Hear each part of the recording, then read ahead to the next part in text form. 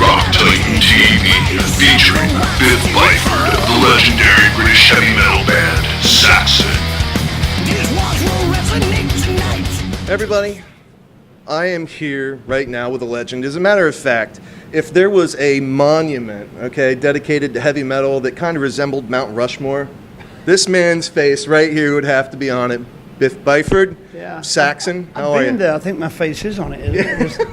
As if it's some long-haired guy there. Yeah, right? Looks a bit like me, yeah. Oh, man. Well, it's funny because last April, actually, you guys were out here with UFO, but you were up in the Poconos. Yeah. You know, and of course now we're in Philadelphia at the TLA, and I didn't have a chance to catch you back then, and this one buddy of mine that I was supposed to be there with beat me up relentlessly. He's like, how could you not be here? And I'm like, they'll be back. Yeah, but of course I didn't know you guys were coming back, but you guys have been touring nonstop, huh? No, not this close. Yeah, we're pretty much on it, really. We've done a lot of touring this year, definitely a lot of festivals around, and you know, there was this sort of tour got put in after the last tour, Right. which was obviously successful. The venue's a little bit close to where we already played last time, Right. which is a bit of a bummer, but yeah, the shows are going well. Yeah, so you've been playing a lot of Battering Ram, a lot of the material? Yeah, pretty much. I mean, we're not doing too much Battering Ram now because that album's winding down a bit. Sure. We're doing 2 songs off Battering Ram. Okay. But you know, we find especially in this area, these areas, you know, from New York across, that there's a lot of fans that haven't seen us since the 80s, you know, and they want to hear the big old songs. Yeah, you know what I mean? Wheels of Steel, Denim and Leather. So, you know, you'll see the show anyway. Yeah, yes, sir.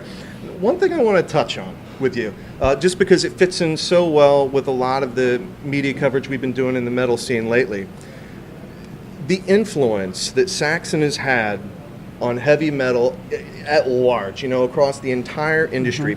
Tom and I recently were up in New York for Brian Slagel's book signing for The Sake of Heaviness, you know, 35 years of Metal Blade Records. And, you know, for all you folks out there that haven't read it yet, get it, it's great. Saxon's featured in it, and that's what I want to touch on right now. Because when you open up the foreword, it's written by Lars Ulrich, and, you know, he talks about how he met, you know. And if it weren't for Lars, at the age of 16, wearing a Saxon touring t-shirt, they may never have met. And then, of course, we know everything, you know, that ensued from there. You know, Metallica happened, and all these other things. Metal Blade happened. Were you aware of that history that occurred there? I don't think back in the day we were aware of, you know, bands like Metallica and you know, Motley Crue were big fans of ours, and you know, Pantera. All those bands were sort of growing up listening to the 80s, you know, British rock, really, which was basically us and Maiden, maybe a bit of Leopard in the early days, and a few of the other bands, you know. Obviously Metallica covered a lot of those songs, but no, we weren't aware of the impact we were having, especially in America. You know, it was only later on that we realized that when we came to America, and we were like, you know, a really big cult band then. You know what I'm saying? Everybody had Wheels of Steel, but everybody had the British vinyl, not the American one. You know, it was really cool to get the imports then. So yeah, we gradually became aware that first tour we did, first 2 tours, that you know, that everybody was into this British rock thing that was happening in the 80s, and you know, later on, obviously, a lot of those bands that became huge American bands were heavily influenced by that 80s movement. Right. Well, that you basically were one of the founding fathers of. That's right. Yeah. So I think it was in Maiden had massive influence. You know, that's not to say Judas Priest didn't or Motörhead, but they were going a little bit before we were musically. You know, we were the the new kids on the block in 1980, and yeah, it was fantastic. You know, to play sell-out shows and things, and we did. Yeah, it was great. You know, I went into clubs and it got bigger and bigger and bigger, and it was a great feeling, really. I mean, just like a tsunami around the world, I suppose. And the same thing happened in Japan. Sure, you know? Sure, yeah. So it was a worldwide movement. And I don't think we were aware now that we'd created a new sort of style, a new genre, really. Right, yeah, no, new wave of British heavy Exactly, metal, yeah, that you guys were at the forefront of, the pioneers. That's right, yeah. And so, like you were just touching on, obviously, you're from over there in the UK, and you've done a lot of touring in Europe. As a matter of fact, Saxon spent, maybe a majority of their time over there versus being over in the United States. Yeah, Would that be accurate? we lost our way a bit in the States during that sort of, late 80s period. The grunge thing came really big. Right. In the 90s, there's Nirvana and Pearl Jam. You had your new wave of grunge metal. You know what I mean? So you had your big movement that went around the world as well. So we didn't really come to America much. We played our cities we can play in. We play in New York. We play San Antonio. We do a show in LA. But we never did any big tours because one, we didn't really. The promoter didn't think we had enough fans, really. Really? Yeah, that's what they thought. So they thought wrong. They did think wrong. Yeah. Yeah. We must have had at least a couple of million dormant Saxon fans out there. Yeah, seriously. That need reinvigorating. So we decided to spend some time and money to come to America again and see if we can get some of our glory back, and it's working, really. Yeah, it is working. Absolutely. No, and I'm so glad that you're here. Now, you were just mentioning a little while ago, you're going to be playing some of your new material, but, for a lot of your fans going back to the 80s, they want to hear Denim and Leather. They want to hear Wheel of Steel. They want to hear material off those albums, which, were really some of your, and why shouldn't they? Of course. Of course. They buy a ticket on the strength of those songs, really. Yeah, so, yeah. It's not my job to disappoint fans. Right. In fact, on the contrary, I'm here to entertain people. So, sure. But now you're 22 studio albums deep, with Thunderbolt coming out. Yeah. For where you're at now versus where you were then, and obviously the industry has changed so much, just with technology and everything like that. Have you found yourself doing anything different now as a vocalist and as a band that is Saxon versus when you started out? Well, I think we've found our place now. The early days was very punky, like raw, making albums in like 7 days, that sort of thing. And then we went through a more sort of, not really sophisticated, but a more like what people would say more professional period. And then, the band started to come apart, a bit like a meteorite entering the Earth's atmosphere. And we sorted that out. We asked a few people to leave, and some of them left. And then it took us a while to get the chemistry thing going again. But now I think we've got a good place. The thing with Saxon, we sort of walk the line of heavy rock and metal. Right.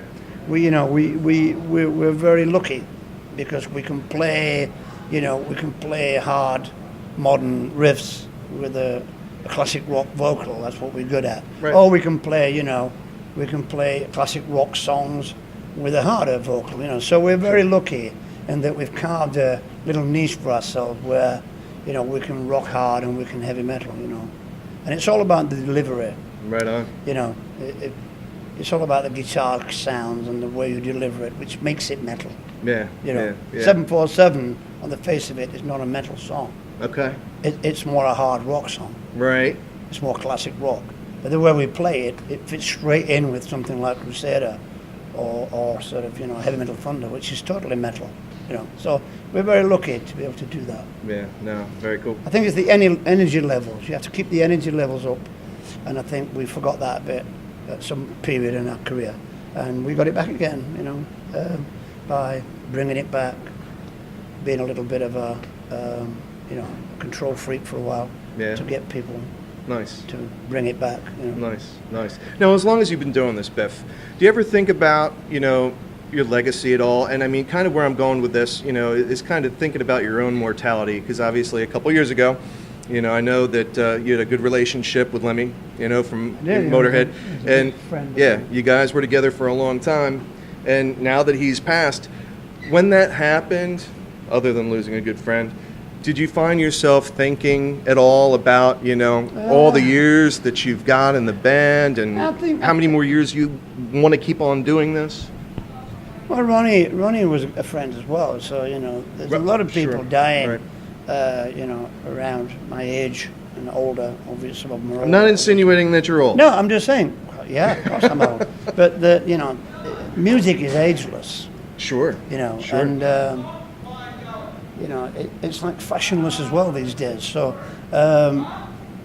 we can play our music and write new. As long as we're playing our music great and writing new stuff, then we're good with that. Yeah. And I think that was Lemmy's. Lemmy's had the same sort of mentality as that. So the never surrender mentality. Yeah. Why should we? Yeah. Lemmy. We were on tour with Lemmy when he died, and we were about to start touring. Oh, wow. Touring Europe again. It was just a sad thing. I've written a song about Motörhead actually on the new album. Okay. So yeah, it was a great friend, and Yeah. Now, well, I know he lived hard. So I mean, did it make you think? No, not that you ever have. No, it didn't. It didn't really, because Okay. I think when you get past 60, it's like well, if it comes, it comes. There's no point. There's no point worrying about it, because Right. if your name's on the bullet, then so you may as well just do what you do well and what you were born to do, and do it. That's my mentality. Now I think of all the musicians that came out of the UK that have been knighted. How come you are not Sir Biff? How are you not Sir Biff? I don't know. The thing is with metal, it's not mainstream. Yeah, right. It's not, and it's not from the 60s, like The Who and all that sort of thing. So yeah, we're not considered to be, although we do a lot of stuff for charity all the time, we're not considered to be, in the set. I'm not invited to a lot of, well-to-do parties. Right. No, very cool. Yeah. So, no end in sight for Saxon. You guys are just going to keep going. Is that the plan? We keep going. We got no brakes. We got no brakes on our bus, mate. So you got a nice bus. You got a nice tour bus. 16 forward gears. Yeah. No, not really. No. No. Well, because we had one on the last tour. Okay. But the thing is, a lot of bands are out touring now. They've all got, I think they're giving all the American bands the good buses. Hey, be careful. So yeah, so we got a middle bus, not a top bus. All right. But it's potluck, whatever's around really. All right. No, one parting thing that I kind of want to, end on. With all these new bands that are out here now, and of course everyone thinks they're a rock star with the internet and everything like that, and technology just makes it so much easier to do so many of the things that were quite a bit more arduous back in the day. Are there any particular bands today that have kind of gotten your attention thinking, hey, I would have had these guys, definitely playing with us back in the day? There's some good bands. I mean, a lot of the good bands are sort of like, more hardcore metal. Yeah. I mean, I like Five Finger Death Punch. I saw them the Okay. first time I saw them. I thought, that's gonna go. Shine Down are pretty cool. Okay. I've seen them a few times. All right. Great band. Couple of bands. I mean, Ghost are fantastic. Right. They're going to be a big band. Right. You can see from the, they've got a similar thing going on we had on in the 80s. So there's a lot of new bands. My son's in a band. Are just about to Really? release their first song on Spotify. What's the name? What's the name of your Naked son's Six. Naked Six. Naked Six, not sex. Okay. Six. Okay. All right. Cool. Should be Naked Six. I would have gone with that. But, All right. Naked Six. Saw it in the newspaper and picked the name. Yeah. There you go. He's going to regret it eventually, But yeah. Well, they can always. They're on Facebook. Well, they can always change the name of the band. You were there at one point, right? It didn't they're start on out as YouTube, Saxon. Facebook, Yeah. and Instagram. Check them out. Yeah. All right. Check them out. They're not like Saxon, Right. It's more punky, sort of. I don't know. Check it out. Is he It's making riffy, you very riffy. an apple not falling far from the tree though, making you proud? He's a singer, guitarist, Yeah. All This is right. what I wanted to be. All right. Bastard, I wanted to do that. Anyway, Right. so he's doing well. Right on. He's doing well. Right on. And All right. yeah, check him out on Facebook. Naked Six. Okay. All right. Yeah. Very cool. Well, metalheads out there, we are here with the legend, a true icon, all right, of metal. Biff Byford, Saxon, got a new album, Thunderbolt, coming out in 2018. Yes, let's tell you about it. I've just put some lyrics on Facebook of one of the songs. Okay. All right. Very cool. So we're going to get it wound up. It's Thunderbolt. It's out on 21st of January. Okay. And I think we're doing a pledge campaign as well with all sorts of different freebie things, All right. all sorts of things, like you can of some of my fingernails when I cut them. You can get them things, you know. There you Sorry, go. joking. Who wouldn't want that? No, seriously. You Nobody know? would want that, mate. So yeah, you know, like T-shirts and special DVDs and things, and you know, Very cool. We got a film from the Monterey Pop Festival, you know, which was like, you know, jazz festival, sorry, which is quite unique. Right. So, you know, I'll probably put that in. Right. Something special. So watch out for it, you know. Awesome. We'll Yeah. do. All right. Cool. Well, Biff, Yeah, thank you brilliant. so much. Good to meet you, man. Appreciate it. Yeah. All right. Cool. We're out.